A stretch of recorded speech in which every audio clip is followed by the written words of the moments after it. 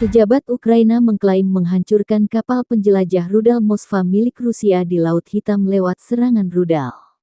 Namun klaim ini dibantah otoritas Rusia. Tribun Timur mengutip Russia Today, Kamis 14 April, Kementerian Pertahanan Rusia mengatakan seluruh awak kapal penjelajah rudal Moskva dievakuasi setelah ledakan amunisi yang disebabkan oleh kebakaran, bukan serangan Ukraina.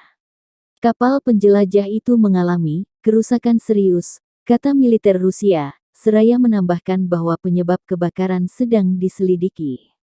Kapal penjelajah rudal kelas Slava diluncurkan pada 1979, dipersenjatai dengan 16 rudal anti kapal dan lebih banyak lagi rudal pertahanan udara, torpedo, dan senjata. Ini adalah bagian dari armada Laut Hitam dan telah terlibat dalam operasi di lepas pantai Ukraina sejak Februari. Pejabat Ukraina pada Rabu malam mengklaim bahwa baterai rudal anti kapal Neptunus mereka yang disembunyikan di Odessa berhasil menyerang Moskow 2 kali, membuat kapal penjelajah itu terbakar.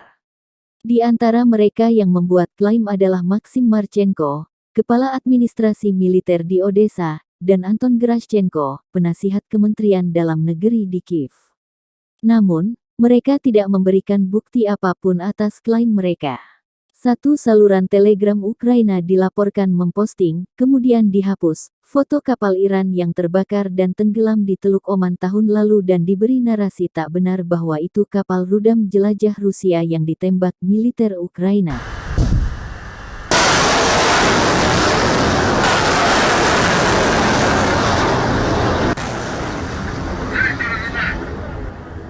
Terima kasih sudah nonton, jangan lupa like, subscribe, dan share ya!